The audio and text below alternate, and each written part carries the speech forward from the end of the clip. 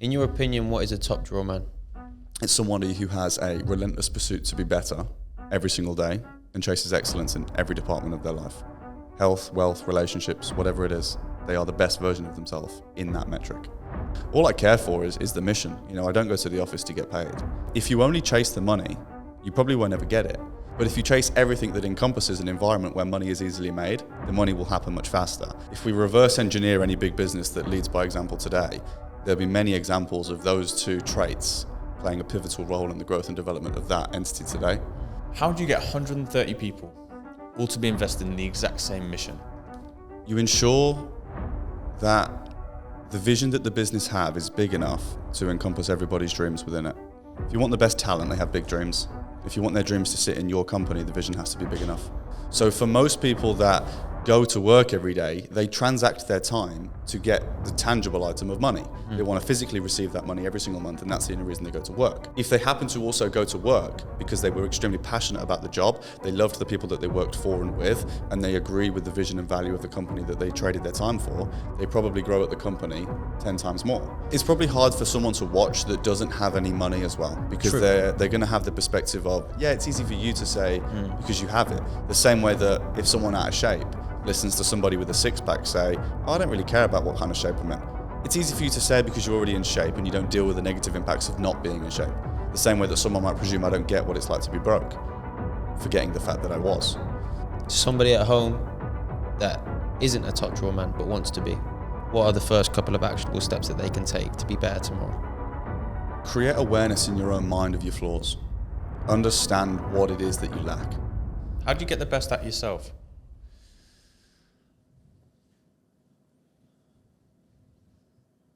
You've got me.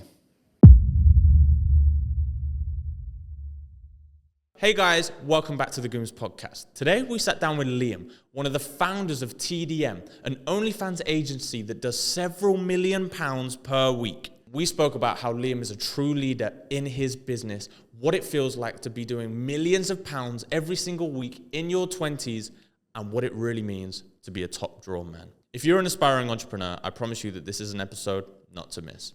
Thank you for all the continued support on the podcast. Me and Chris really appreciate it. Make sure you hit that subscribe button and enjoy the episode, guys. Liam, last time you came on, you said to us that some of the lessons that you learned in McDonald's were priceless and you transferred them into your business today. I want to know some of those lessons. Yeah, no doubt. I mean, the things that you learn from being under a high-pressure environment, they kind of stick with you forever. I mean, you can learn little tips and tricks around high-ticket closing strategies with sales, and you kind of learn it, and then it only applies to 1 in 100 scenarios that you're in. But when you learn how to turn up on time, how to work as part of a team, how to work under pressure with someone watching you, those kind of skills, they last a lifetime. And I think when you're doing it for 4 or 5 quid an hour, which is what I was doing, 8 years ago now, it kind of just becomes a skill that you want to translate into something else. So you learn it in its simplest format, and then you use it to evolve what you can do with the time that you're managed by at that place. So yeah, I think places like McDonald's have got so much to offer. I think it's great for everyone to start with a humble beginning in terms of the job that you get. And how important is punctuality when you're trying to build your own business, especially at the start, when it's just, let's say, you and Cam, you're in the house, you're grinding it out. How important is that punctuality then? I did a public speech on punctuality and the importance of turning up on time, because I think it doesn't matter how good you got every other variable. If you're dressed to the nines, you smell great, you've got loads of value to offer, you can speak incredibly well, and you can present your information in the most articulate way, but you didn't even turn up on time to give yourself the opportunity to do that, it kind of defeats the object and nothing else really matters. So in some senses, punctuality in itself will never get you anywhere, but in some senses, without it, you can lose everything you ever stood to gain. So I think being punctual is huge for anyone who wants to be taken seriously in any realm of human life. Last time we spoke, bro, we spoke a lot about you and Cam and what you've built with the empire at TDM, but we didn't really touch on too much how you as an individual are the person that you are today. I want to strip it back and I want to ask you, were you always entrepreneurial minded at a young age? Was there something that triggered you from your upbringing that made you want to go out and make money or to be your own boss? Where did it start? It's an interesting one because I've never been really that reflective. I never took the time to really consider where it all came from and stuff like that. But it's really interesting that you've asked today, because just a couple of days ago, we're actually filming a documentary currently, and a couple of days ago I was going through the archives of all the old content that my parents took when I was a kid with the camcorders and whatnot. And there's actually clips of me, believe it or not, and I can show this with a date, at 3 years old, on a computer. I think I'm playing a game. It looks like I'm working. I'm obviously not. I'm working on a computer, or so it appears. And I'm making references to business. And then later that same year, I'm still 3 years old at this point, it's Christmas, and my parents give me a gift. And I actually turn around to my mum and go, you got me two because buy one, get one free, and you wanted to save money and give me more so it looks like more. And like at 3, I'm, first of all, like, how disgustingly rude of me, right? That's the first problem. To think, the cheeky little... That's the first problem. That I was like, whoa, was I really this cheeky? But then second to that was like, hang on a second, I was processing the way that things worked at that age. It's impressive. Going through childhood, I never really identified it. I never made sense of what I did. In fact, to be honest with you, I didn't even really know that I was like that. My parents never made much of a deal of it, I guess because they didn't process it either, because they're not entrepreneurial either. But then actually looking back through that content just a couple of days ago, it helped me piece together that, oh shit, that was there, from a young age. And that was actually quite cool to see for me. Was there a first kind of your entry point into business? Was there a first hustle was there something that you wanted to buy, or I don't know, someone that had something that you wanted that kicked you into some kind of business? Or where did you start on your entrepreneurial path? Yeah, I mean, Cam definitely has more creative and exciting and typical business stories than I do. The Lucozades and the chocolates at school. It's way more exciting, and, it creates a much better story than what I've got in terms of that storyline. But for me, my first real business was online fitness coaching. And it was just a way for me to monetize a passion that I had to be able to afford to do it full time. That was all it was. I knew coaching was a way for me to just compete all day, every day. And it meant I don't have to go to work. That at that particular time was inhibiting my ability to eat, sleep, and train, which was all I cared for. So for me, the reason why I started a business was merely to facilitate the training that I wanted to do. So it wasn't even about an overwhelming desire to grow something big or to make loads of money. Because then, and even now, it might sound difficult to see because we live a very extravagant lifestyle, but actually I'm not that money motivated. I think for me the purpose and the mission is always more important. That's why when I'm ever asked, it's always I'm most motivated by team and purpose and mission and what we're actually doing. But as a result, I never started a business because I wanted to make money, and it was something that I did as a gateway to start training more, taking it more seriously and being better at what I did. I wanted to become a world champion. I wanted to break world records, and I knew that I couldn't do that while slaving my life away at what at the time was Nando's and Toby Carvery. So it was, for me, it was something that just happened because I didn't have the choice, essentially. Yeah, makes sense. What did the start of that journey look like in the online coaching? Obviously, you were powerlifting at a pretty high level. Mm-hmm. What did that kind of look like for you? Were you outreaching people? Were they coming to you because of, obviously, how you performed in the gym and your kind of story and social presence? What kind of service were you providing them guys with, and were you happy? At the time that I started coaching, I wasn't as good at powerlifting as I was when the business really performed.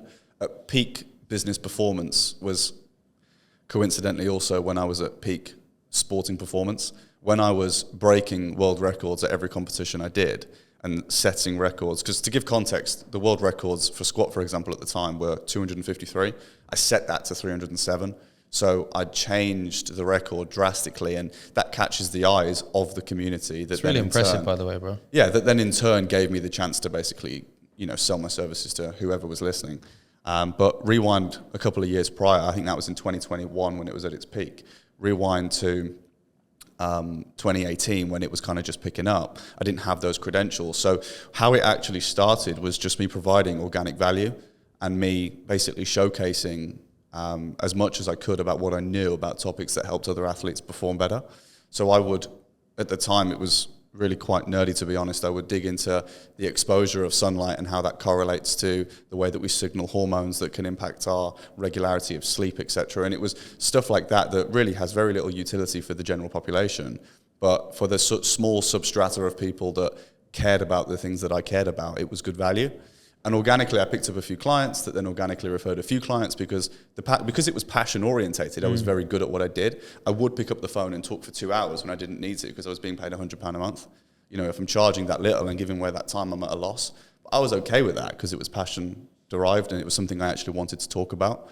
And so because of that, the service was really good. The referrals came in organically. A few big influencers signed up, and before long, it was a very big business. So I think, again, the same way with TDM, because it's not a monetary value that I'm chasing, because it's passion derived, because it's something that I'm genuinely committed to internally with the tangible material things to the side, it meant that I give more, and therefore, coincidentally, I got more back. Mm-hmm. What's the mission with TDM? What's your purpose? It's hard to define what the purpose is, because the purpose always changes based on the situation at hand. For example, sometimes the purpose is actually to achieve certain material goals. So even as someone who isn't that motivated by those materials, there are actually sometimes things that I really, really want to do. For example, at times I'm very excited to experience something with a family member. I really wanted to, me and Cam, we spoke about the time where we really wanted to take our parents on a private jet. At the beginning, it was that we really wanted to retire our parents. At times it's been that we wanted to achieve a certain number of team members, or we wanted to fill out a certain office space, or whatever it might be. We wanted to become the best recommended X in a certain industry. The purpose, if you will, always changed. But ultimately for me, if I had to describe it in a core value, it would be team. And I say that genuinely, because for me, the only reason I get up every day and go to that office is because of what's going on there. I think if it was the same office with no one inside of it, I'd still go, but maybe with less urgency in the morning. I might get there an hour later. I might stop off at the gym rather than push the gym back because I'm so eager to get in. That it would change the way that I view the business probably. So for me, it's got to be team. That's really interesting to me, because to break a world record is a massive commitment, right? It takes a lot of time and a lot of consistency, a lot of discipline. But I would imagine from an outsider's point looking in that it's quite lonely. Yeah, and there's things that you have to sacrifice that in retrospect are going to be hard for anyone else to understand. So for example, to give you context, I've got quite a tall father. Okay, he's quite tall. So naturally you would imagine I'm going to be quite tall as well. But I had to accept that if I'm going to load my spine every single day with as much weight as physically possible, I'm going to compress it, I'm going to be quite a short person. I knew I was compromising my height.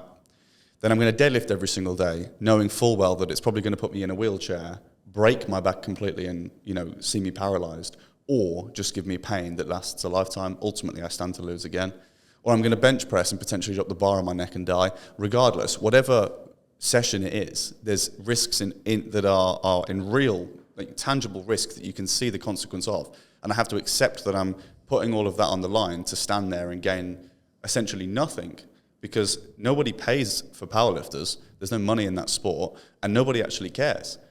When you're involved in that industry, you think people care. I used to judge people based on their total. It's like, hi, I'm Liam, I squat 325 kilos. And it's like, oh, you're Ben and you squat 100, whatever it is. That's how you determine someone's success. When you're in that community, what's your total? Total is life. But actually now I stepped out of it, no one cares. It's so irrelevant what you bench press. What a useless metric of life. It's literally pointless. But all of it, that was all that mattered. And so for me now in this position, I recognized that I gave so much to a sport that gave me actually very little back positively, and it created a lot of problems for me, and it caused me to miss out on a lot of things as well. But there are lessons in everything, and I think the things that I learned about the cold, dark nights of powerlifting, being in a gym by yourself, having to put an extra couple of kilos on a bar that could kill you with nobody there to save you, eating food that nobody watches, putting all the details of a good night's sleep together and making sure that you nail that 7 days out of 7. That's challenging and it's lonely and no one's there to watch. I think when there's a team sport like football, the ego's involved, it's a little more emotional, it's a little more fun, you're doing it as a team, you get to be accountable to everybody else. Well, I was only accountable to myself, which kind of makes it even harder. Do you think that is one of the reasons why you are so team driven now? Why you want to get through the door, because of the people that are in there? Because during that graft towards what you thought was your ideal outcome, or what was your dream outcome, or what you were striving towards, was just you. But now your dream outcome and what you kind of striving towards with the business and the team that you're building, you're with other people that you made quite obvious last time that you actually fuck with as well. Your friends, right? I don't know what it is exactly. I've never really thought too much into why exactly it is that I'm so team driven. It might be the fact that I struggled at school and that I didn't have many friends at school. It might be that I grew up with siblings and so I was always communal. I don't actually know what the reason is, and I probably couldn't pick, to be truthful. I don't know. But for me, that's just what I'm motivated by. we regularly talk about what me and Cam are interested in doing, what the future looks like and where we want to be. And all I care for is the mission. I don't go to the office to get paid. Frankly, we live a nice lifestyle and I'm extremely grateful for that. But I don't really care too much about what the net profit is. I don't really care too much about if we can buy that car or not. Like, if we can, great. I'm not saying it doesn't motivate me. Of course it does. Everybody wants to experience the nice things. But I'm actually okay not collecting that car, not making a profit this week, or whatever the situation might be, in the interest of what we're doing as a team, as a collective, is moving forward. I'm very mission driven in everything. You spoke about risk and sacrifice from when you were powerlifting. How important are those into building a business that is doing millions per month? Well, most decisions that see businesses grow exponentially are decisions that could also cost the business a lot of the previous progress, or things that cost you a lot of personal sacrifice. Ultimately, the two things you mentioned, risk and sacrifice, if we reverse engineer any big business that leads by example today, there'll be many examples of those two traits playing a pivotal role in the growth and development of that entity today. And I think those that don't take on the risk, or those that don't sacrifice things in their personal life, are often the owners of the business that doesn't perform any better than your 9-to-5s. So I think the proof is in the pudding in society. On the flip side, this is just out of curiosity. What do you think about maybe work-life balance? It's an interesting topic. Is there like a split that you look at and it's like 90-10, 80-20, 50-50? What do you mean by what do I think about it? Do I care for it, or do I think it's important? Do you care for it, or do you think it's important for other people as well? Okay. For me personally, I have a fantastic work-life balance. I'm happier working than when I'm not. So if I took 20% of my life away from work now to dedicate to self-improvement, gratitude journaling, Netflix. He loves the journaling. Yeah, like, it's my best example. The meditation. I think like there's loads of examples. I'm very against the typical morning routine, but there's lots of that morning routine that I actually agree with. Ice bath, the gym session, etc. The gratitude journaling for me is the least useful. That's why I always use it as an example. But my point being, if I take time away from business to focus on something like that, or just me time, whatever you guys want to refer to it as, I'm actually less happy doing those things than I am in the workplace. And if the whole point of them is to keep you motivated and keep you hungry and things like that, well, actually, if I'm happier doing X, why would I not just do more of X? For me, it's hard. Sorry, See? It just doesn't make sense to me that you're saying it makes... You're the happiest when you're in the workplace, right? And the workplace is built, obviously, to go forward and to be with the team and stuff like that. But the more time you spend in the workplace, more often than not, for us, if we put more hours in, it's to make more money or it's to go to the next level. But you're saying that you're not bothered by the monetary stuff. So what is it that it just keeps pulling you back in? I can't get my head around what's sucking you into there. Like, if you're not bothered about the money and the next car and, okay, let's hit this next quarter, we want to break a record, or we want to, what is it that's sucking you back in? I don't think it's that I'm not bothered by money, because ultimately then I would probably also be just as passionate about every intricate detail of sports or anything else that's mission driven in life. So of course there is as I said to you before, it's not that I'm not motivated, it's just that I'm not solely motivated by that. So for most people that go to work every day, they transact their time to get the tangible item of money. They want to physically receive that money every single month, and that's the only reason they go to work.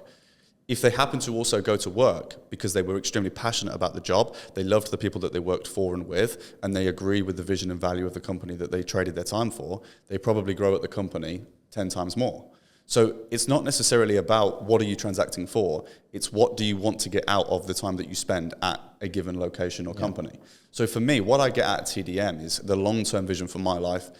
Yes, there's monetary goals. I want to, of course, own certain cars. Cars are probably my biggest passion. I want to own certain cars. There's a list of things that I want to tick off that range from the 250k Porsche to a 2 million Ferrari. There are things that I want to achieve materialistically from a car standpoint and others, but there are also things that I want to achieve in terms of my personal status. Of course, I want to achieve a certain net worth. I want to be a billionaire, and there's things on that level as well. Both of those are material and relate to money, but I'm actually okay to do a week of no profit or 2 weeks of no profit if it means that the long-term growth for the business is taking me to that destination.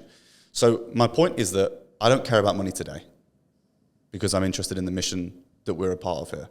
And actually, I'd sooner see my friends being paid a pay rise, or I'd sooner see investing into something that grows the business because I'm long-term driven. Does that make sense? Yeah, of course. That's kind of how it's difficult for me to maybe explain because actually a very small percentage of people feel the same way about things. And I don't know whether it's a positive or a negative, to be truthful. And that's a personal journey that I'm going on and trying to work out how someone like me best sits in a company. But actually for me, if I'm truthful to myself, it is the mission, the purpose, the team that gets me out of bed every day. It's really dope, bro. It is dope. And a lot of what I just said was kind of playing devil's advocate, because I feel like there's going to be some people on the receiving end saying, this guy's got a company that's turning over millions and they're pushing to be billionaires and they want to buy the next car and they want to do the next stuff. But he's saying that money doesn't kind of drive him. And do you know what I mean? It's probably hard for someone to watch that doesn't have any money as well, because they're going to have the perspective of, yeah, it's easy for you to say because you have it. The same way that if someone out of shape listens to somebody with a six-pack say, oh, I don't really care about what kind of shape I'm in. It's easy for you to say because you're already in shape and you don't deal with the negative impacts of not being in shape. The same way that someone might presume I don't get what it's like to be broke, forgetting the fact that I was. And I think the key thing that I want to get across, if I want to be able to convert this into a message that someone can take home, would be that if you only chase the money, you probably won't ever get it. But if you chase everything that encompasses an environment where money is easily made, the money will happen much faster. I.e., if you focus on building the right kind of team, select the right kind of industry, create the right visions and values from a morality perspective, dedicate your fucking ass every day to that graft, the money will just come by proxy. You don't have to do anything to achieve money. It's kind of like you don't actually do anything to get in shape. You do sleep, you do the gym, you do the nutrition. You do other things that create what you want. There's nothing you can do for money. Do everything else, money arrives. So I think for a lot of people, focusing on money alone is going to lead you to a life where you trade your time forever. The only way to truly get money one-on-one is work, job. It's the only way. So if you only want money, you only go work a job. You build a team. How big's the team now? Depending on how you define team, between probably 80 and 130. How do you get 130 people all to be invested in the exact same mission? You ensure that the vision that the business have is big enough to encompass everybody's dreams within it. If you want the best talent, they have big dreams. If you want their dreams to sit in your company, the vision has to be big enough. You don't want workers. You want mini entrepreneurs working on your business. You can have workers. I don't think you'll ever find a company in excess of 10 them, people right? where there aren't 9-to-5ers. Okay, that's a myth. So myth-busting time. You are not going to run a business with hundreds of entrepreneurs. And if that's what you'd want to try and do, you're going to end up with lots and lots of people cutting corners, setting up as competition. It's not going to work out. Okay, you can't have 100 best friends that you trust indefinitely, but you can have 100 9-to-5 employees that work fantastically for you. And if we take any of the leading companies again, like I always use, for example, the S&P 500, look at the companies in there, work backwards. Are any of them entirely family run? Probably not. It's impossible to be. The leadership team can be. Your leadership team can be people that dedicate their life to it. But to try and chase that value in 100% of your workforce is unrealistic. So there's going to be 9-to-5ers, but the point is the 9-to-5ers have to come in and agree with what the vision and the value is. They have to understand the trajectory of the company as a whole and where they sit within it. I really like the phrase that I used, and I'm going to say it again for this exact reason. The vision of the company has to be big enough for everybody's dreams to fit inside of it. I was just about to ask you the exact question as to what is the vision at TDM to allow everybody's dreams to fit inside of it? Well, we always reverse engineer, right? If you reverse engineer for people, they can help to see things as well. So let's take, for example, companies that were at a similar turnover to where we are relative to their age. Okay, you pick out certain companies that lead by example today, Starbucks, Tesla, Lamborghini, whatever it is in any industry, and you look at the people that were involved in those companies early on and the position that they're in today. That's extremely motivating for our team to know that actually on a financial front, that's how I could look in 20 years. That's really cool. But separate to that, everybody's motivated by different things. It's really naive to presume that everybody wants the same thing. Not everybody wants money. I'm living proof of that, okay? Other people are motivated by other things as well. It might be that they're interested in work-life balance. It might be that they're interested in growth and career development. Some people just want to master their skill set and become amazing at what they do. Others care merely about finance and they come in on a 9-to-5 to achieve a monetary goal. Regardless, people are motivated by different things, and it's your job as the entrepreneur to pair their motivated by with their reason to come to work. That's the job of you. That is literally your role as the leader. We asked Cam before what part of the timeline you met, and obviously you're going to open the supplement. I want to ask what your version of that story looks like, and kind of, because you were making money, right? Yeah. Fortunately, I was in a good spot when I met Cam because of the coaching business. It was performing very well at this time. You know, me and Cam, we started hanging around 2020, 2021, which was when my coaching business was at its peak. You're making money. You're in an online business, a service-based business, right? Which you can fulfill throughout the time of COVID, where at the time, obviously, Cam couldn't with what he wanted to do. Mm-hmm. What was it that kind of ticked you over and was like, you know what? You've got this idea in this addictive industry. Like, let's give it a full crack. What was that for you? What did it look like in terms of the conversation that we had about the ideas? Why did you step away from something that was quite evidently working, that's your passion, that you put so many years into to chase this next thing? The key thing to understand here is that I didn't just decide one day, cool, 20K a month, not needed, let's start again. Mm-hmm. It would be a dumb decision to do that. The business was growing well. I was extremely proud of what I was building, but I recognized the ceiling. That's kind of where the flaw was in what I was doing. I was trading my time, because it was a service-based business that relied on me as an individual. People wanted to be coached by me. So I could hire someone, and I did, and I hired other coaches to come and fulfill the work, but ultimately the service was diminishing in quality because the person that was providing the service wasn't the person that made them pay for the service initially. So if you went to a restaurant and you got there and they diverted you to the next one, you'd think, I wanted to go to that one. It's not going to be the same experience. Yeah. And it's kind of the same with the coaching. And so there was a ceiling because I had to trade my time. I was working all day, every day to fulfill the current revenue. I didn't have any more hours in the day. So I recognized the problem that I had in the business, and although it was really good, there was a ceiling. But when Cam initially brought up the idea around, potentially exploring what the adult industry has to offer, and the conversation started to happen naturally, as we've said before, we were kind of driving around the UK with a lot of time on our hands. We would drive to the supplement stores, the gyms, and naturally with all of that time, we've got opportunity to discuss the ideas at length. And we started to evaluate the key reasons why the industry made sense for us. Addiction-based, customers already want to buy the product, a lack of professionalism that is our core value that we can bring to the market and completely give ourselves a USP for no real reason. We essentially saw an opportunity to monetize a gap in the market just by being who we are as people. And so when that kind of opportunity presents itself, you'd be an idiot to look past it. So we started organically introducing it into our life. We'd go to the gym, and when we're at the gym, we'd play a couple games of chess and start to think about the way that we can bring this idea to light.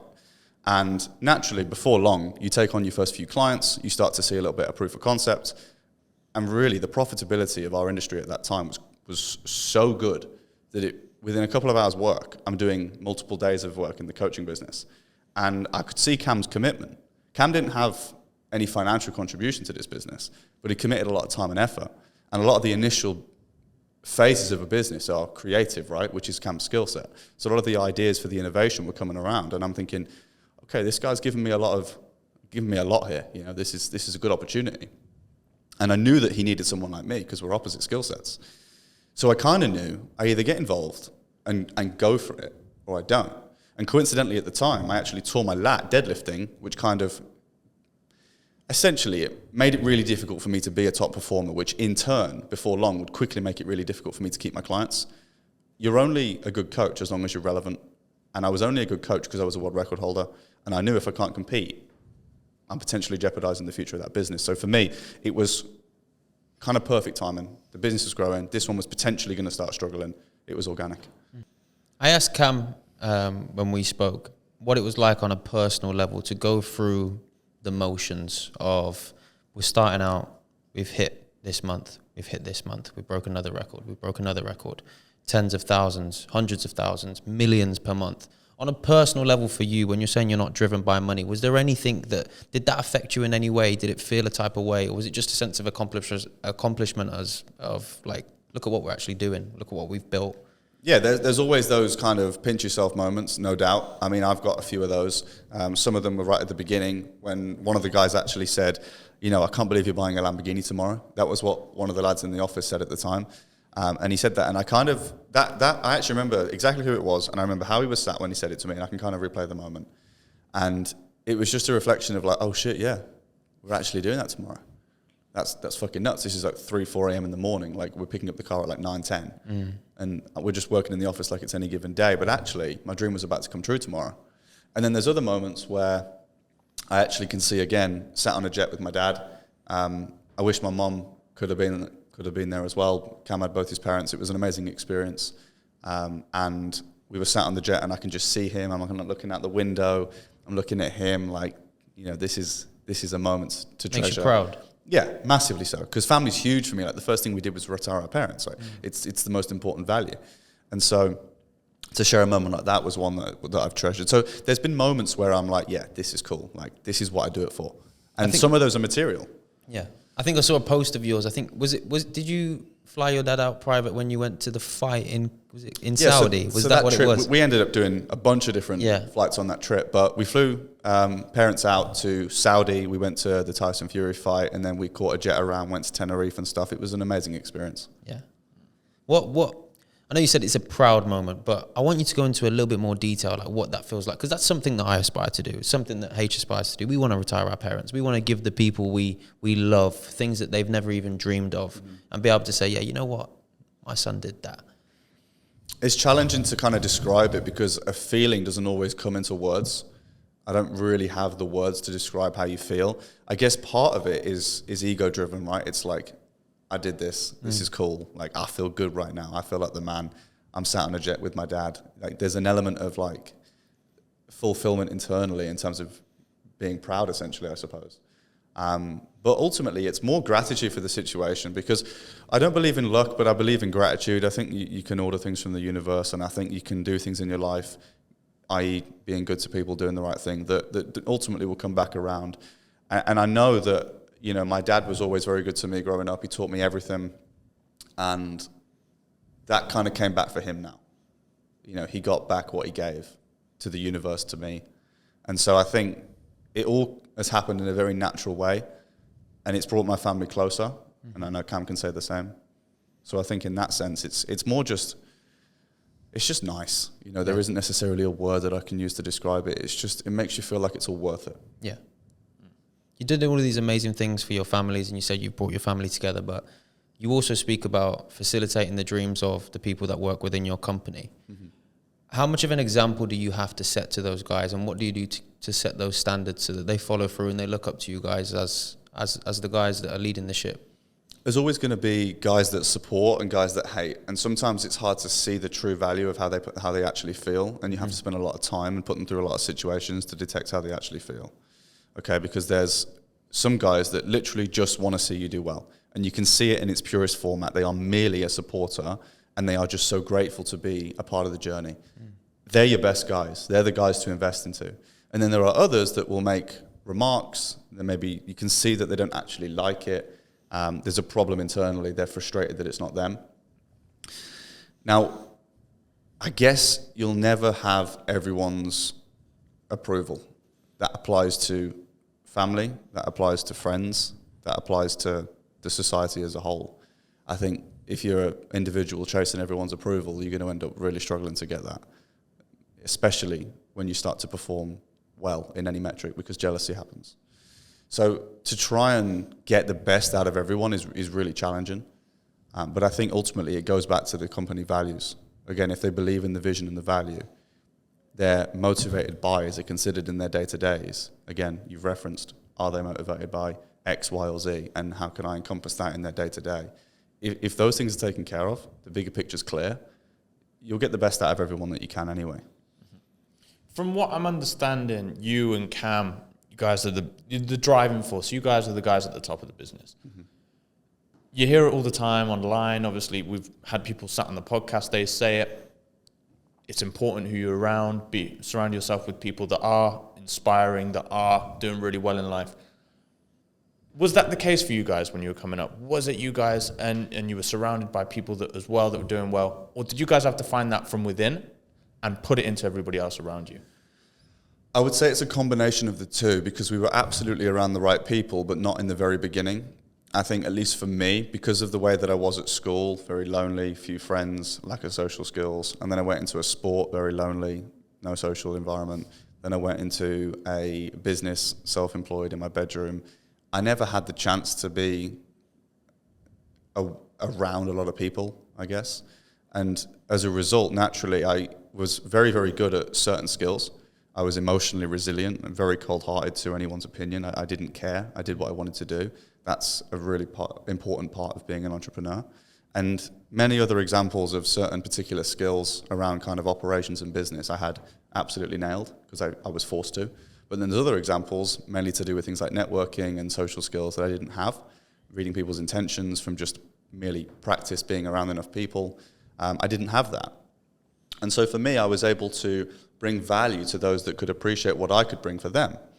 And ultimately, that's what networking is. It's an exchange of skill set in the combined interest of each other's growth. And for me, I was able to then take what I'd practiced from being lonely to the people that then Cam and others had introduced me to, and it helped me get off to a better start with those that I was then introduced to. So I think being around good people is important, but only on the basis that you can provide enough value to get something out of them. Because we meet, you know, everybody's probably met billionaires without realizing, saying hello in a supermarket, check out at superstores, whatever it might be. But because there wasn't enough value that you could exchange with them, it hasn't materialized. So actually being around the right people is only useful. It only has utility in your life if you have any value to exchange anyway. So actually the hardship of being lonely and doing things like by yourself teaches you the skills to provide value to those that you can then network with. So I think it's a combination of both. Do you think it's important to, do you think that every relationship is built up on a value exchange? Yeah. Some of which are more transactional. You know, me and Cam, we don't really transact. We just have an aligned purpose. Other people that absolutely transact, and that's okay. Again, the guys that come in for 9 to 5, they transact with us. They want to come in to get paid, but they do their work. We're happy. It's suitable. So everybody transacts value, just some of which is more transactional than others. And that goes for dating, that goes for business, that goes for friendships, everything. To somebody at zero that has no value to give to someone, but knows that they're kind of maybe destined for Everybody more. has value. Okay. Because anybody can leverage any skill set they have. I'm sure they can cook. I'm sure they can speak very well. Or I'm sure they can speak 2 languages. Or I'm sure they're already in great shape. I think it's people's inability to actually apply their skill set to provide value to somebody. Because everybody is talented. I've met so many talented people with so much potential. I probably haven't even met as many. If you understand leverage, yeah. You can play the violin, cool. Go and play at a cigar lounge and speak to everybody that turns up. Honestly, any skill that you have is leverageable in the right environments. And to be frank, if you haven't decided to leverage the skills that you have, that's your fault. And you need to take accountability for that. You need to recognize, oh shit, I'm good at that. Actually, when I think about it, I can also do that. And I'm from Lithuania, I can speak Lithuanian. I don't know. Think about what you're good at. And then work out, how can I use that in society to offer value? Do you think it's important to leverage skills that you're naturally good at, or is it important to go and learn new skills? That apply to more people, or that are more valuable to the masses. Hone in on what you're good at. For instance, you and Cam both have used different skill sets, come together, one well-rounded business staff. A top-drawer man would be able to play to the strengths and work on the weaknesses. And I think me and Cam are living proof of that because we both learned from each other. Okay, I'm operational and very business savvy in terms of my natural skill set, but I had no ability to network or travel or want to explore things on a wider level. Being around Cam has forced me to travel to 55 countries by 24 and network in any environment and meet people I never thought I'd meet. The flip side of that is that now Cam is doing things operationally in a business that he would have never landed on if he hadn't spent enough time with me. So playing to your strengths is the first half. Identify your skills that you have and leveraging them, but then also identifying what you don't have and what you can't leverage and figuring out how you can get that. And anybody can learn for free as well. So you can leverage your skills for free by identifying what you're good at and getting into the right places to use them. But you can also fix your weaknesses for free with online educational content. There is so much value online. 90% of what I learn is from YouTube videos. In the past, it's from things like PubMed studies. You know, whatever the industry, there's going to be better resources. And I can't say exactly what's going to be the best, but there's always examples of places like YouTube that have so much value to give for zero cost. And if you're really in a position where you need the value, your time is currently useless for you. Your time costs zero. So if you spend 6 hours on YouTube, that's not a loss. I was literally just going to say, I was having this conversation with a client the other day. They asked me, where did you go to school? What university did you go to? I was like, I dropped out of school. He's like, well, how did you learn to like, start marketing. I was What like, a useless metric that is. yeah, literally. Yeah, I didn't say that to him on the phone. He actually said, he was like, that's the best decision you could have made. He's an entrepreneur himself. Mm-hmm. But I was like, I just self-taught everything. And literally, before I started getting into business and I was trying to make YouTube videos and content, I literally taught myself everything from YouTube. Even when I look back at it now, when I was 10 years old at school, I used to paint Lego men. I literally learned it all from YouTube. I used to paint Lego men and then sell them to the kids at school. That was just something I was interested in. Made a little bit of money on the side. But YouTube's this powerful tool that is so underestimated, and people are just sitting there brain dead watching whoever it is on Sunday evening. Completely. There's so much value for free. And if you don't take it, again, that's your fault. Mm-hmm. The key thing here is you're accountable for your own success. Everybody is.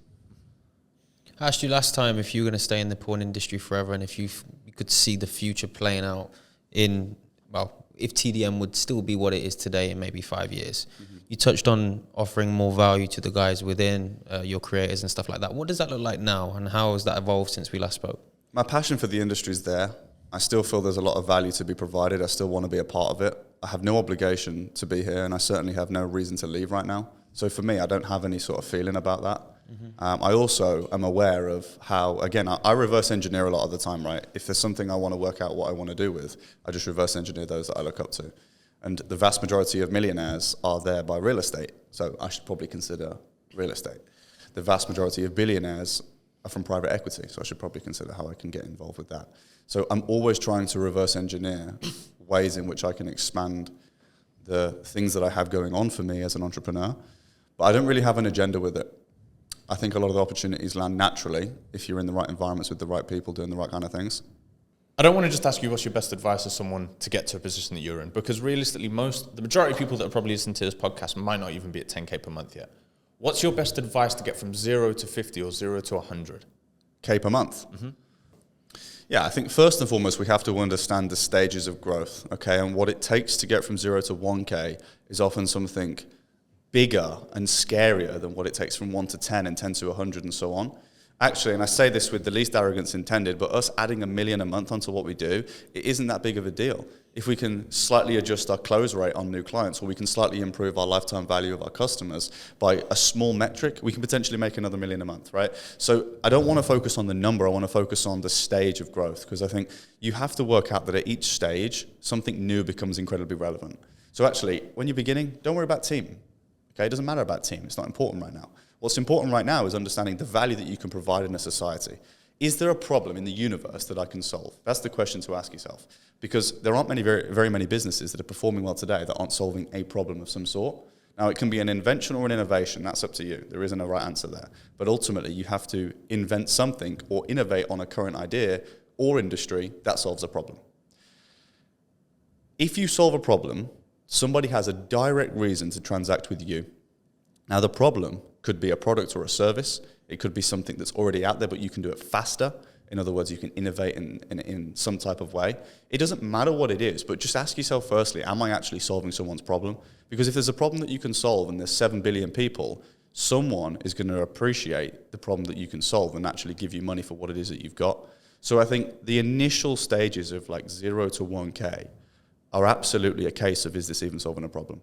That's the only question you've got to ask yourself. Product. Completely. Product or service. What is it and who is it useful for? Beyond that, you've got to then start asking you questions of who's my target market? Who's my right avatar? How do I actually find those people? And then you can start to begin to introduce the ideologies of marketing. How do I drive the traffic? What's my offer? How do I generate leads?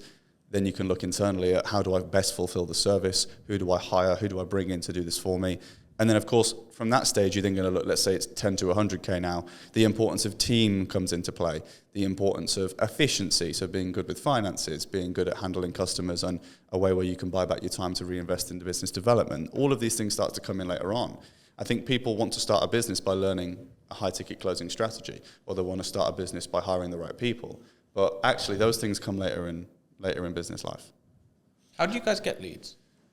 How do we get leads? Mm-hmm. Well, right now we don't get leads. Leads come to us, and I think that's the power of brand, that's the power of reputation. We did get leads, merely on volume. Again, we started something new, right? There wasn't very many agencies, and there certainly wasn't any chatting services.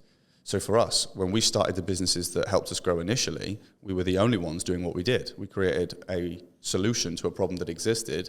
We had a unique selling point, and we innovated a marketplace.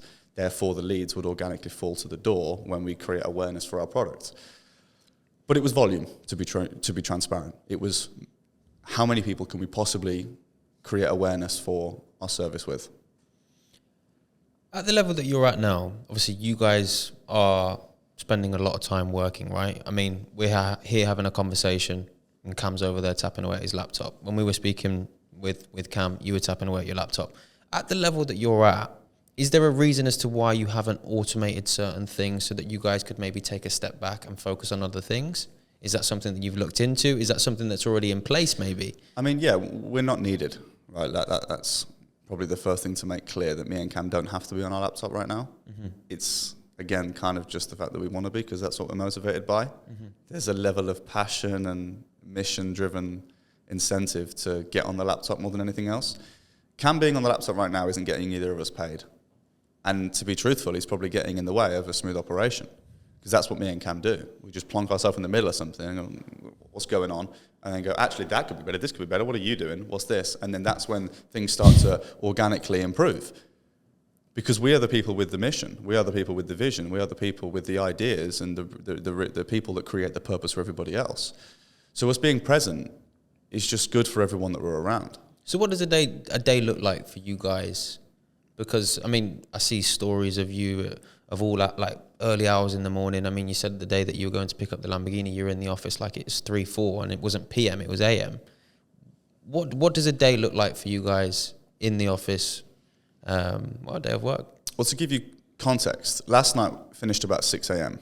That's actually a little later than usual, but that's the context that I can give. And that happened the night before as well, because I was doing something that I was in a workflow with and I didn't want to interrupt. But what I actually didn't notice until 6 a.m. was that I had a 9 a.m. meeting. Fortunately, Cam could help me out a little bit with this one, and we delayed it slightly. Point being, I didn't have much time to sleep. And that's the truth of running a business that you genuinely care about. Again, like, we didn't have to be there. We probably didn't need the meeting. We definitely didn't need to be in the office till 6. But it's just the fact that we want to be that creates this difficult schedule. So for me, an average night of sleep would be 6 hours, I would say, where preferable 7 hours 30. I always make sure I sleep in 90-minute cycles, just so that I don't interrupt one. And it's always pretty much 4.5, 6 or 7.5, and that's how long I'd sleep for. The time at which I sleep is kind of impossible to give, because it depends completely on what I'm doing in the moment and what I'm doing the following morning. I kind of just sleep when I'm done, and then I wake up when I have to. So is it optimal? Probably not. I could definitely do with improving sleep, like all entrepreneurs say. But frankly, when there's stuff to be done, you got to do it, right? Well, yeah.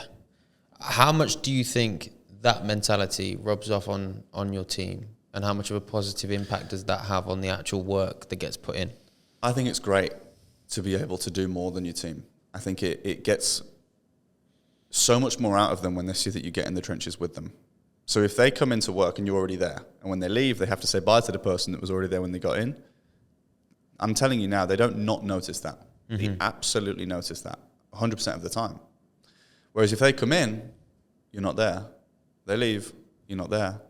They start to convince themselves that you're not really working very hard. Even if you are, they will start to believe that you're not. And this is why the people that will work on the shop floor in retail, the people that will work in the kitchens at McDonald's, will always hate the guys above them at those places, because they don't see them on the grills. They presume they're doing nothing. People presume that the CEO of McDonald's is on a beach. Doubt it. Yeah. Of course he's not. He's working harder than the guys on the floor could ever work. Mm-hmm. And that's why he's where he is. But the frame of mind that those in the kitchen will have, they feel much better about themselves if they convince themselves that they're working harder than that person. And that's okay, because that's how the world flows. That's how things roll. That's how things keep ticking over. That frame of mind is what keeps people in the jobs. Somebody's got to flip the burgers ultimately.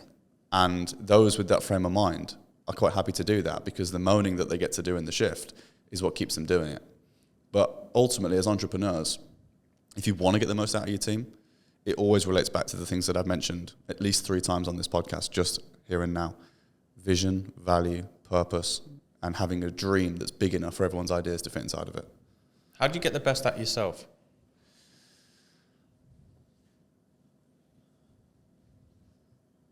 you've got me. I've never evaluated it because I'm driven by the goal at hand. Because I wasn't that good in the job that I had before. You know, places that I've worked in the past, McDonald's, I could have been better. Toby Carvery, I could have been better. Nando's, I could have been better. I could have been better at all these places that I've worked because I wasn't motivated by what I was doing it for. I was trading time for money, but I didn't really care about that, remember? Mm-hmm. So for me, I wasn't that great there. But motivation, the definition for it is the reason or reasons for wanting to achieve something or wanting something. But how you're motivated is very different person to person. I know, but I'm just talking from the dictionary definition. But dictionary definitions don't always give context, and context makes things real. Mm-hmm. So if we've got a definition on what motivation is, that's useful. But understanding how to get somebody to actually be motivated is more useful for business. Mm-hmm. And everybody's reason's different. As I said before, you know, certain people in the office, they just want to work a 9 to 5 because they transact for your cash. And also if they really want a nice work-life balance because they've got a family and a sport that they care about. Cool. I know what you need. I'll give it to you. Work hard for me and you'll get it. It's a transaction that makes sense for everybody involved. Mm-hmm. Others want to master a skill set. Others want to grow in their career. Ultimately, everybody's motivation is different. Mm-hmm. I'm purpose-driven. That's what I'm here for. I'm purpose-driven. And I didn't have any purpose at my employment before, so I wasn't that great at my job. I asked Cam this, and before we round off, I want to ask it to you too. In your opinion, what is a top drawer man? It's somebody who has a relentless pursuit to be better every single day and chases excellence in every department of their life. Health, wealth, relationships, whatever it is, they are the best version of themselves in that metric. Somebody at home that isn't a top drawer man but wants to be, what are the first couple of actionable steps that they can take to be better tomorrow? Create awareness in your own mind of your flaws. Understand what it is that you lack. Because a lot of people are in denial about their own need for self-improvement. And that's okay, because if it makes you feel better, then great. But frankly, if you want to be an elite level in society, you have to accept that you have to create sacrifice. You have to indulge in risk.